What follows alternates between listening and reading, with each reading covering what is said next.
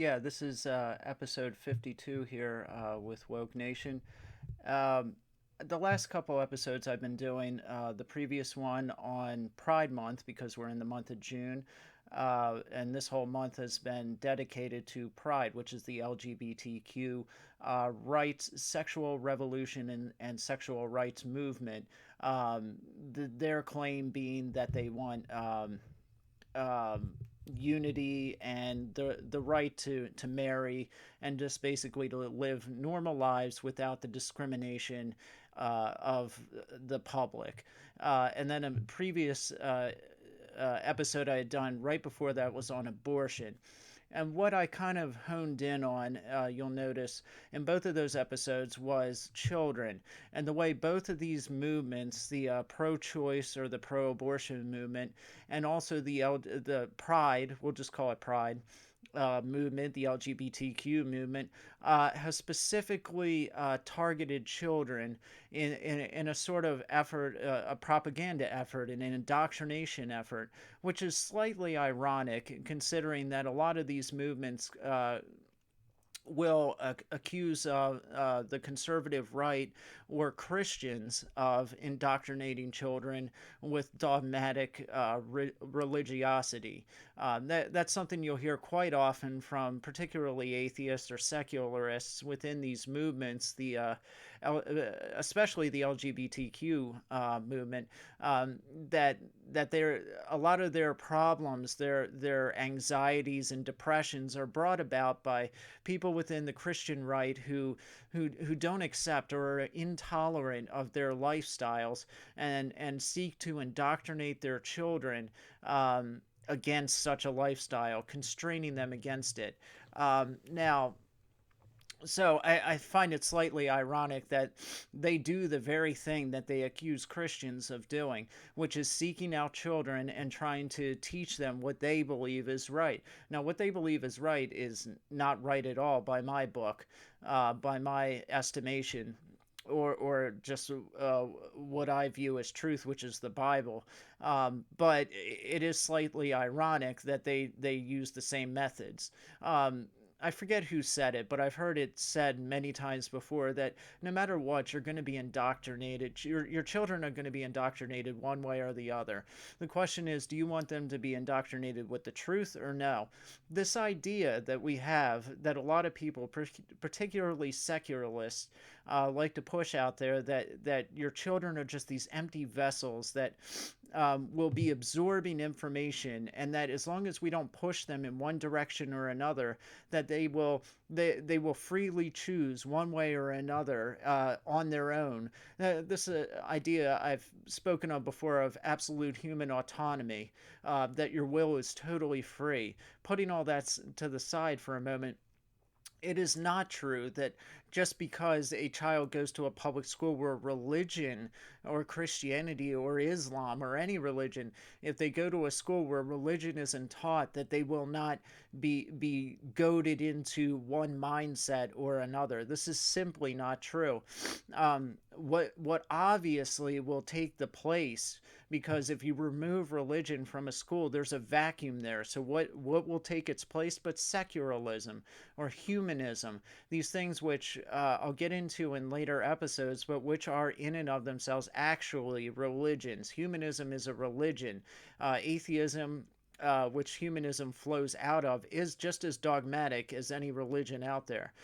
So the idea that just because you're pulling religion out of the schools, that now your children have these open, now all beliefs and ideas are now available to them. The cap has been taken, the box has been opened, and they are free to explore every idea out there, and now it's just this idea of uninhibited potential for learning and growth. It's just sheer absurdity. The all you have to do is look at the prevailing censorship that is now taking place within the schools and within media uh, at large. removing Christianity or religion from the schools or from the center of communities does not mean that just all ideas are suddenly treated fairly within the public square. What it actually means is that now Christianity is not treated fairly in the public square. Now it is not taught within the public school. Creationism is totally rejected as a pseudoscience within the public school system. And so what it actually means is that now just humanism is the prevailing um, indoctrinator, and now it's Christianity that is pushed out. So no, these schools are not places where all ideas are treated fairly. If that were so, as I mentioned in a previous podcast, then you would, in your science classes, you would have creationism and evolution taught side by side. The basis for each of them taught fairly and objectively, that the Bible claims that an omnipotent, omniscient creator spoke the world into existence, and this is the cosmological argument. And you go through the arguments for or against it. Excuse me, my allergies are killing me. And then on the other side, you have evolution with the same idea, except that Charles Darwin had very little knowledge of biology at the time that he came up with his theory. Contrary to a lot of popular belief, Darwin didn't conceive of the beginning of the world at all with the Big Bang. He merely speculated on how life advanced to where it is now, and that's the origin of the species. And he was merely a man as flawed as the next guy. So no divine weight at all to what he said. But you would teach both things objectively, and then the students could draw their own conclusions. That would be an arguably fair public square and fair public school system, but that is not where we're at today. So in my episodes, I like I said, I've been pinpointing the fact that it is the children, I think, that are the biggest victims here in this country today, for what is going on. They are the ones that are suffering the most as pawns in this ideological warfare that is taking place, and they are suffering tremendously. It is mostly young children, I think, that are victims of the opiate crisis. I did a number of podcasts on my own experiences as an addict, and my own experiences were bear out the fact that on the whole, or I shouldn't say only on the whole, but there are a lot of young kids coming out of high schools. I knew kids that were 13, 14, 15 years old that were snorting Vicodins, shooting heroin, getting drunk, overdosing, and dying before they're 16 years old. Um, and when I spoke to them, I didn't have any high moral ground at the time to say, hey, you shouldn't do this, because I was doing a lot of the same things they were doing. Um, they couldn't look up to me as some moral example, to my great shame. This is one of the things that I'm most disappointed in myself in, is that I claim the name of Christ and then behave like the world. And that's detrimental, not just because I'm a poor witness, but because I can be of no service, no help to anybody. By what token can I say better yourself if I'm just as bad as the guy next to me? Um, what kind of example does that set for people if I say, hey, there's a better way, but I'm not traveling on the road myself? Um, yeah, so I mean, there's a lot of damage being done to kids. Um, in the Pride episode I talked about, which was the last podcast, I talked about how kids, there's that kid that's 11 years old. I think they call him Desi Desmond or something like that. That's his stage name, who's transgender, or he dresses up like a drag queen, something along those lines.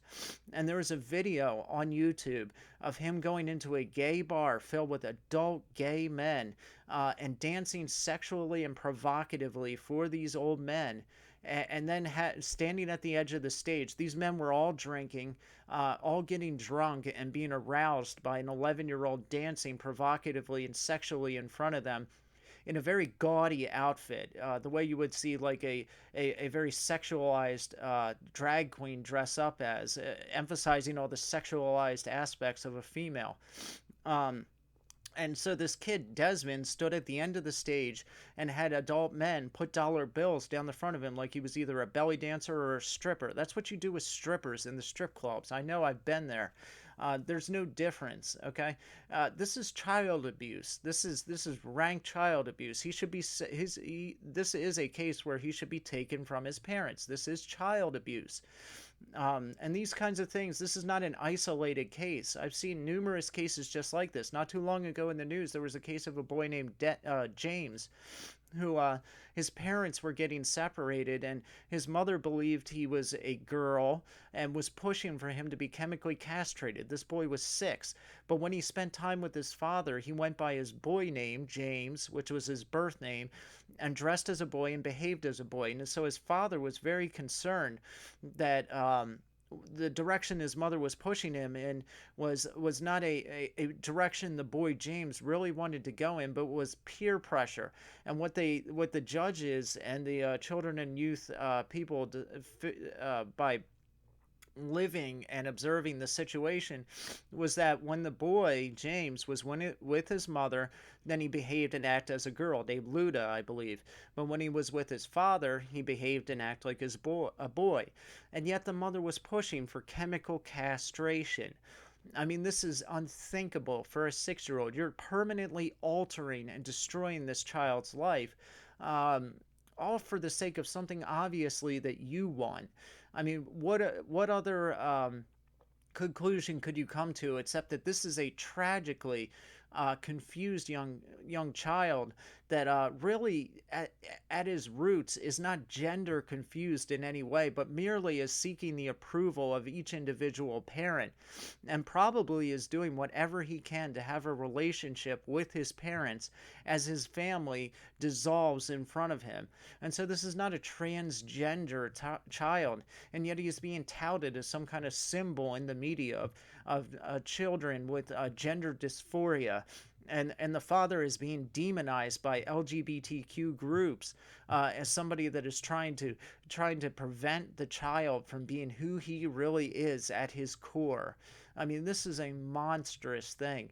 To think that people really side with a parent who wants to introduce chemical castration into the life of a 6-year-old, permanently alter somebody's body.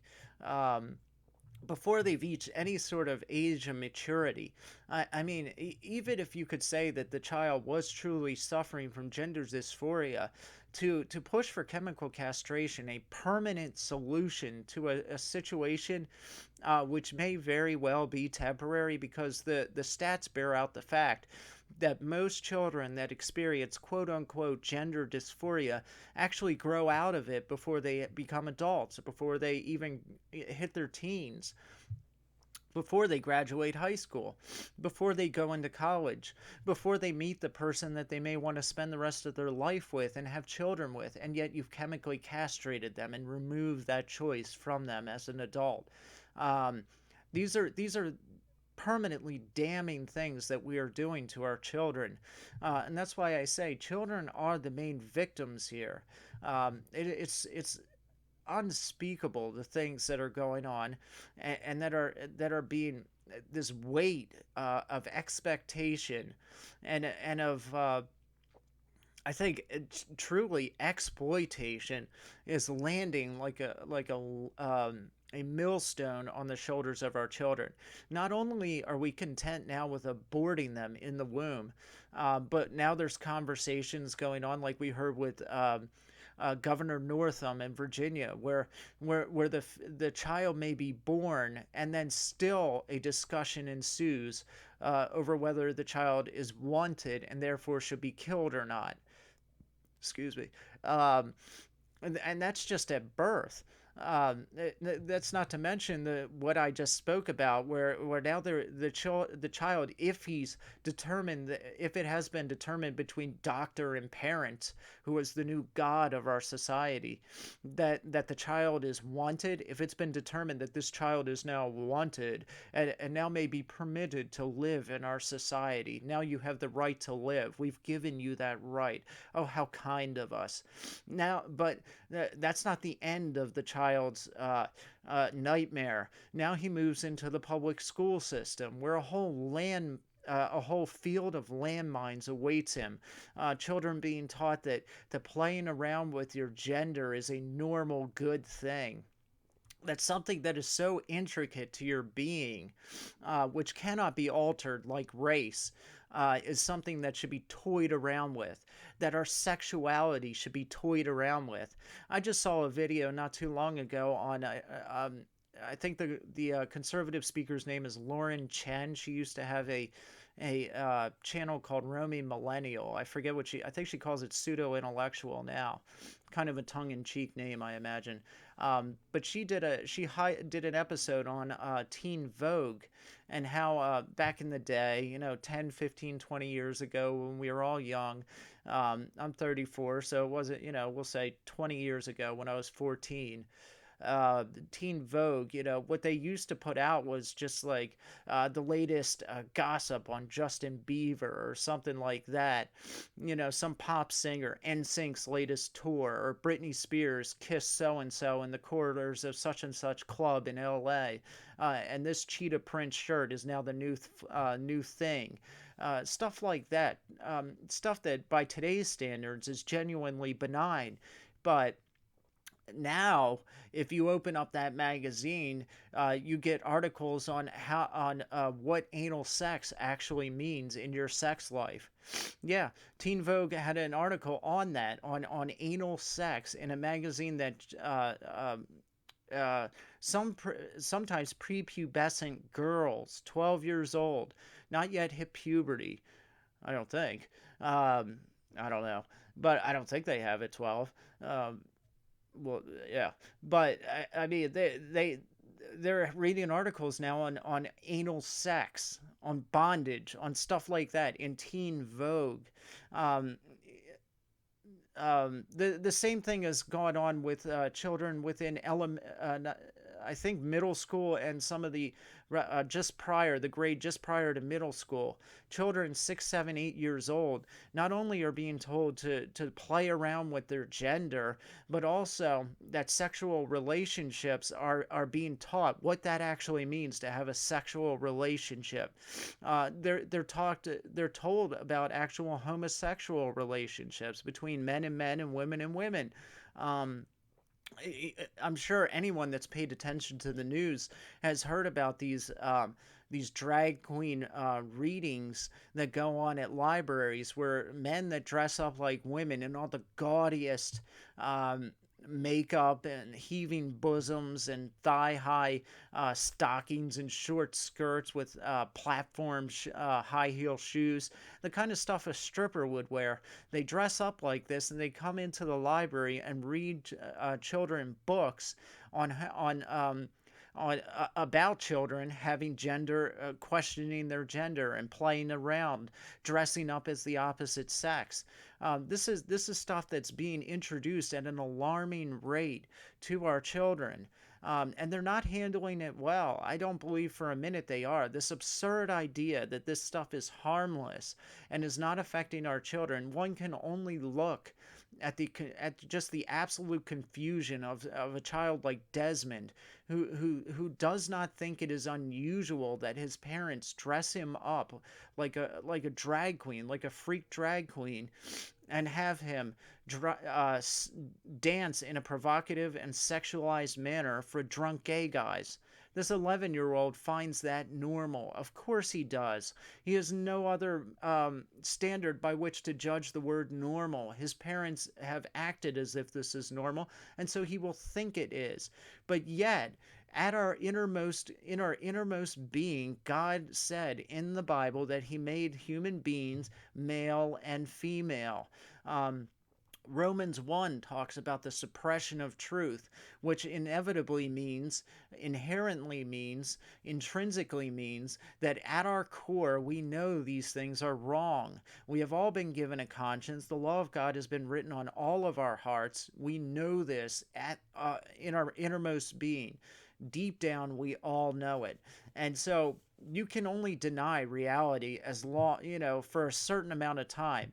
But deep down, you know that what you're doing is bucking up against all of reality, that is violating moral standards. Why do you think it is that right now that any sort of attempts from the Christian right or the conservatives to voice opinions against, say, homosexual relationships? And when I say that, I'm not talking about hate speech. I'm not talking about people um, using like the F word or something like that, or insulting gay people. That's not what I'm speaking of. That would be hate speech. What I'm talking about is pastors or youth pastors or conservative speakers like Ben Shapiro or some of the others, or Jeff Durbin, who's a pastor, just genuinely believing that at its roots homosexuality is a sin, and so out of a heartfelt desire to warn people that they're going down the wrong path, they reach out and try to speak to people on this issue, and even that is being shut down. That is being condemned. That is not hate speech. It is not hate speech to say to somebody, look, I think you're about to drive off the edge of a cliff. Listen to me for a second so that maybe you won't go off that cliff. You know?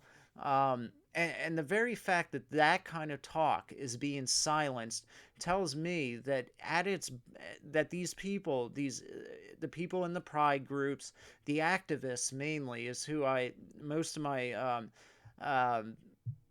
I don't, not hatred. I have no hatred for them, but um,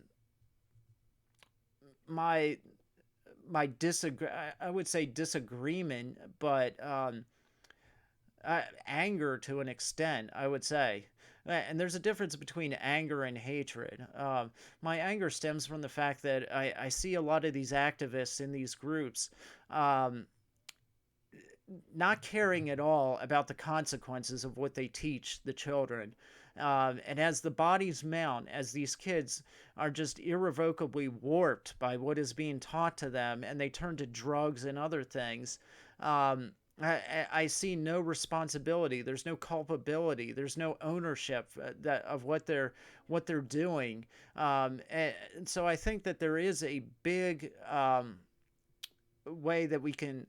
I think that there's as they continue to try to silence pastors and Christians and conservatives on these issues, on abortion, and they try to silence the pro-life side. Social media does this all the time. YouTube will ban pro-life advertisements. Twitter tried to ban the movie The Unplanned's Twitter page, which had millions of followers. They just silenced it, just outright banned it, and then apologized later and reinstated it. But they're trying to systematically silence the Christian and the conservative voice. And that to me says that their conscience really is bothering them. It's not just a matter of disagreement. You don't just silence people that disagree with you. I don't. Most rational people won't do that. It's only people that know in their core that what they're doing is wrong that will try to then go and silence the voice of opposition. It's because they know deep down in their gut that what they're hearing is the truth. And so they're suppressing it. They don't want to hear it. They don't want to hear that what they're doing is sin. They don't want to hear the biological differences, say, between a man and a woman, because that only reinforces the fact, the unavoidable fact that what they're doing is flying in the face of reality. I mean, there's no other way to put it. In last week's episode, the Pride episode, and the week before it, in the abortion episode, I highlighted some of the biological, the unmistakable, unavoidable, non debatable biological facts that reinforce the fact that life begins at conception. There's no debate over it. It's a fact. I mean, obstetricians, gynecologists, doctors, biologists, everyone in that field, whether they are sympathetic to the pro-life cause or not, will not deny and will not debate the fact that life begins at conception. Okay, in the LGBTQ camp, um, there's been no biological evidence that there's a gay gene, or that you truly are born with your sexuality. If this were so, why is it that I know personally men that have lived the homosexual lifestyle, repented of it, turned from it, married a woman, and are now living normal heterosexual lives, and they are now, by all intents and purposes, to everything that anyone can see, heterosexuals. So their sexuality changed. It's mutable. Um, this flies flat in the face, or directly in the face, of the idea that you were born with it. Okay, if you were born with something, if it is an immutable part of your character, then it cannot change. Okay, race cannot change. Your gender cannot change. If what I said is just true, then it is obvious that sexuality can change and is therefore mutable, and you are not born with it. You may be born with a certain inclination in one direction or another, but that does not mean that it cannot be changed. That does not mean that you have to indulge that inclination. Um, so getting back to the children, I don't think at all that our children are handling what's going on in the world right now well at all, specifically in Western culture. They are the ones in large parts that are suffering from the opioid epidemic. You may ask, the first question is, why are so many kids turning to drugs? I would say, just like my own experience and the famous writer William S. Burroughs said, who was a heroin addict for a large portion of his adult life, then he turned to what he called back in the day junk, which is heroin. He turned to junk because he had no motivation in any other direction. There was no reason not to turn to heroin. And I think that is a lot of the reason why so many kids today are turning to it. They're looking around them and seeing that the thing that gives the different um, uh, objective reasons for the value of life. What separate, for example, the separation of humanity from animals has just been totally pulled out of society.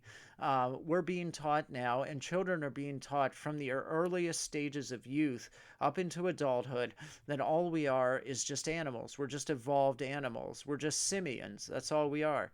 Um, we're just evolved apes or monkeys. All right. So there's no intrinsic worth to humanity.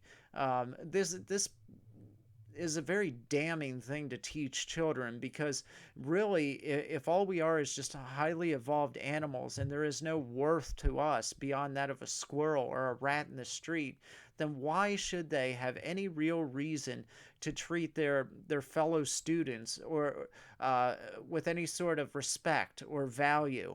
Why should they listen to their parents? We've removed the Ten Commandments from society, one of the Ten Commandments states, "Thou shalt honor thy father and and your mother, so that you may live long in the land the Lord thy God has given you." Um, what if you remove that, and you've taken away the image of God, that you've taken away the fact that humans are the image bearers of God, then what real reason do children then have to obey their parents or respect them? Um, if you take away the fact that we're also, uh, like I said, image bearers of God, if you take away the fact that there may be a God above us, who has strong opinions over what is right and wrong can be derived from his revelation. If you remove that also from society, upon what basis do you teach your children what is right and what is wrong? If you're teaching them that really the arbiters of right and wrong is themselves, then is it any wonder that they have no guidance whatsoever, and that they are running amok in society? Is it any wonder that we have so many school shootings and so many overdoses? I am not surprised by it in the least. Uh, we also live in a society that champions violence, that it glorifies violence. So at the same time that we've removed morality and God from society and the Ten Commandments and these other things, and we've taught children that they are just highly evolved animals, we've also handed them video games and movies which glorify killing one another. It makes shooting your fellow man look cool. It makes fighting look cool when they can play a video game like Grand Theft Auto that teaches you that getting in a car and driving downtown, picking up a prostitute, having sex with her in the back of the car, and then letting her out, grabbing your baseball bat, beating her to a pulp, and taking your money back is a great way to go through life, then is it any wonder why they treat women with a total lack of respect? What about our music? The rap music genre today is notorious for its totally misogynistic way of talking about women. Women are objects in society in the way we talk about them to a large extent. They're not, uh, they're not treated in any type of chivalrous manner. Instead, they are just looked at for whatever sexual enjoyment we can get out of them. Um, the feminists, to an extent, rightly point this out. They point this out and say that men have become total pigs. There's this toxic masculinity, but their reasoning for how it got here is totally off base. They blame men themselves for the problem without looking at society and realizing this is what we're teaching men. We're not teaching men to be chivalrous anymore. We're teaching men that to objectify women, that women should be looked at for whatever sexual gain we can get out of them. And if you don't have respect for women, even the basic things like holding a door for them, then is it any surprise? Is it any wonder that teenage pregnancies have gone through the roof? Why there are so many fatherless homes when we teach men that sex is just a part of life as far as a game goes, that we should just it's just part of having fun in life, and there's no responsibility to it. Uh, the, the Christian values that go along with sex, such as marriage and raising a family. When you remove that and you just have men running around at will, knocking up everyone they can get their hands on, then it is any wonder that abortion rates also go through the roof. I mean, all these things are linked. They cannot be separated. You withdraw the image of God from society, and then it's just a blob inside a woman's stomach. You've taught the man not to be chivalrous, not to respect women, that women are there just for sexual pleasure, basically. Not to You haven't taught the man to be a father or be responsible, and at the same time, you've taught him that what is in a woman's womb is just a blob. All it is blob. Nothing important, nothing sacred about it. We're not the image of God, and so why should I take responsibility for that? I wasn't taught to take responsibility for my actions. I wasn't taught to treat a woman right and to serve her, and to want to raise a family or be a good example to a child that I may have irresponsibly procreated or created. I mean, uh, why should it be a surprise when abortion is just another form of birth control at this point? Plan B, a condom, it's all the same thing. Don't take responsibility for your actions. Women are just there to have sex with and then throw by the wayside, and you move on to the next one. However many notches you have on your bedpost is a better indicator on whether you're a real man or not. I mean, these are the things that our kids are being taught. And on the other hand, women are being taught not a whole lot better, while men are being taught that women are sexual objects, women play into this idea by dressing up like sexual objects.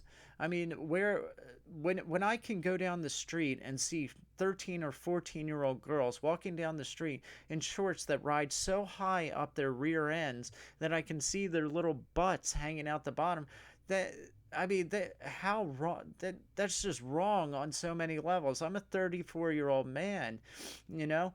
Now imagine if I just had no moral scruples whatsoever, and there's your daughter with her rear end hanging out in front of me. I mean, come on, do you realize that's like dangling meat in front of a wolf pack? I mean, this is just people do not think. They do not think these things through. They just want to do things and not accept the consequences. And we're teaching our children that there are no consequences. Be who you want to be. If you want to be a girl, despite the fact that you have a penis. What? You have a penis? Castrate yourself. You know, don't worry about it. Oh, by the time you get to be an adult, if you've changed your mind, that's okay. By then, they'll be able to grow a penis on your arm and reattach it. You'll be fine. There are no consequences.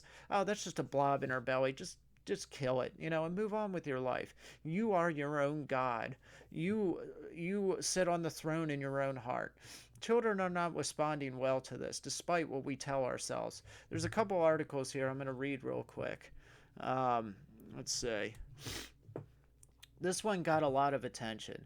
And it's, where am I reading this from? This is Euro News.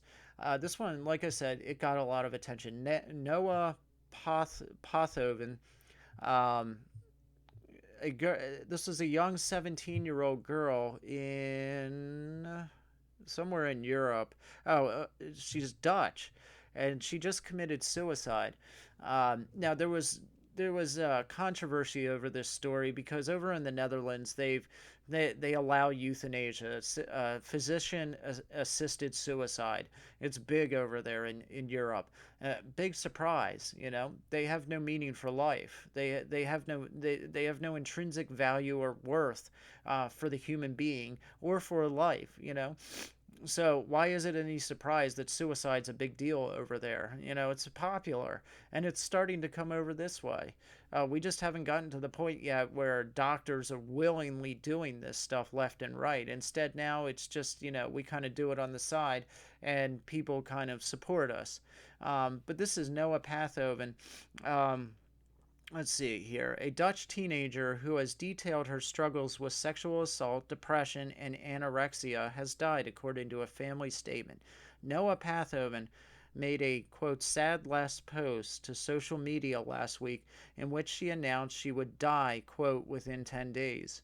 The 17-year-old wrote about her problems in her award-winning biography, Winning or Learning, which I want to check out. Maybe I'll do another episode on it.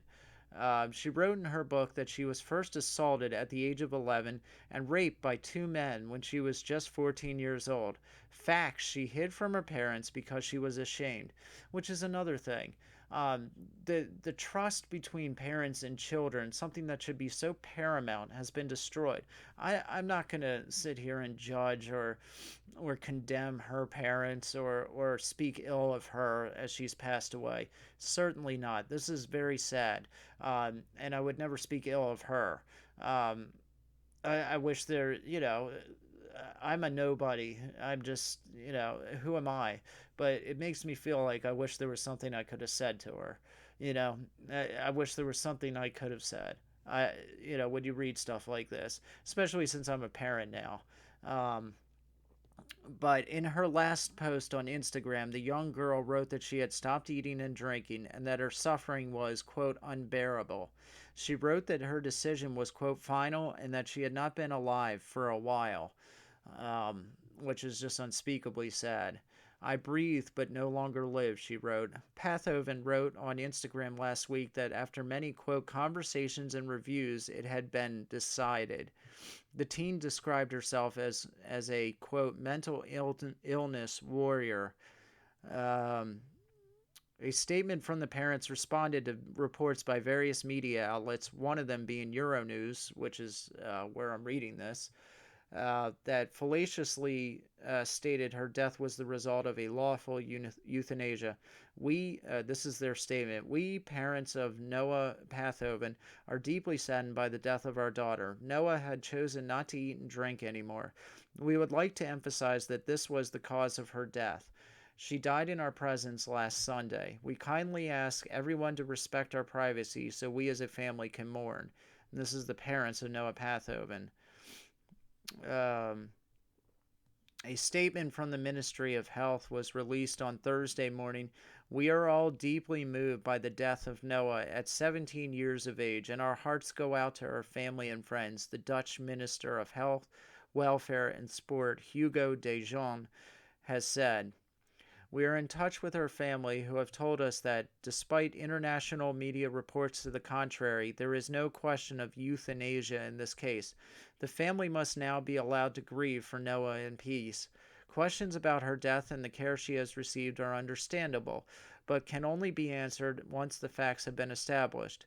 I have asked the Health and Youth Inspectorate, the IGJ, to look into this.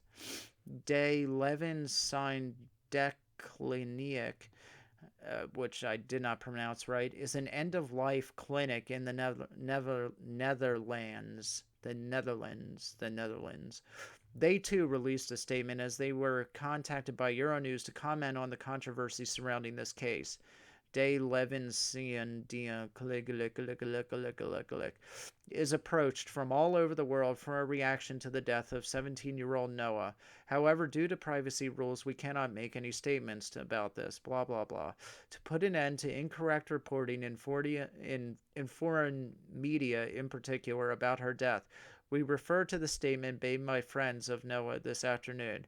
Noah did not die of euthanasia. To stop her suffering, she has stopped eating and drinking.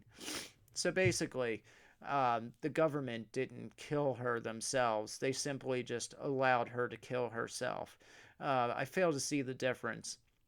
What's most tragic about it, I think, is the failure of people to realize that this is an underage child and that she shouldn't be allowed to make those kind of decisions for herself. I know a lot of people may disagree with me on that, but I don't believe that for a minute. Somebody that young and vulnerable and impressionable, I think, does not have the maturity and the responsible point of view of life, the different facets and different stages of life to understand that what is devastating to, which will probably always be devastating to her, sexual assault, but what seems like an unsolvable a situation you can't get out of right now.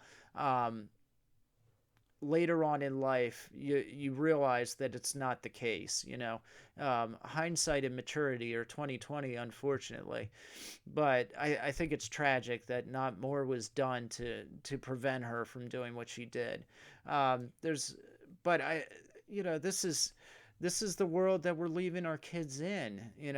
um, you can blame it on the people that assaulted her, surely. um, but we also have to take responsibility for the fact that we're, especially over in places like Europe, and it's starting to come here in America, we're telling our kids that that death is just this peaceful solution to life's problems. I've heard this before, and it's a philosophy that is really starting to take hold. It's a humanist, secular philosophy with very atheistic too in its roots, and that's why I always will say, uh, and point to speakers like Ravi Zacharias and some of the others, who have always said that, and David Berlinski also debated Christopher Hitchens on this issue, that atheism poisons everything. It's the question that really is the downfall or the survival of a society. Does God exist, and will you live as he exists? Okay, on that question, societies rise and collapse. I truly believe that.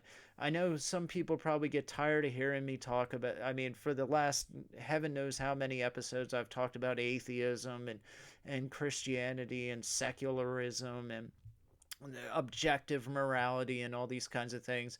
And I apologize if it's getting kind of old after a while, but I see that as the foundational question for our society. Does God exist? And if he does, then I mean that's a game changer, man.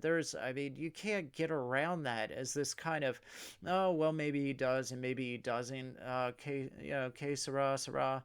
No, I mean, this is a fundamental question that you have to ask, and you can't go through life with this cavalier attitude of just, well, maybe he does, and we'll all just kind of find out when we get there, man. No.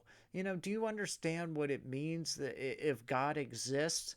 First off, you have to look at what it means that God is God. God is not. If your concept of God is just some benevolent, kind of carefree being in the sky, that's not God. That's not the definition of God. If God exists, he would have to be a being powerful enough to speak or create this world somehow, through sheer force of will. Okay, that on its own should be enough to give anyone pause and say, whoa, okay, well, if he's there, the second question must inevitably follow: what is my relationship to him? Does he expect anything from me? Has he reached out to humanity in any way, shape, or form beyond general revelation, the fact that he created everything? Okay, so we know he's there, but has there been any reaching out to us? Has he tried to contact us? Has he said anything? These things are fundamental. And if you can't answer them, I would suggest that you have no right whatsoever to be teaching kids anything in the school system. And I don't think the school system has addressed the question whatsoever. They try to dodge it. And that in and of itself says everything. And it also says quite a lot about why our society is so backwards and confused, that not only do they not have the answers to these questions, but they've been taught not to even ask the question. And that's the most damning thing of all. How many countless people are hanging themselves or dying of drug overdoses who have not even asked or even thought to ask the most basic question: does God exist? Is he above me? Do I owe him anything? And if so, what can I do about that? I mean, this is common sense, and yet we act like it's some crazy thing to ask people this, or to ask that they think about it, give it some thought. And since we're ignoring it, the only questions, I think it tells us a lot about, how the Bible says God wrote his law on the hearts of men. He placed eternity in our hearts.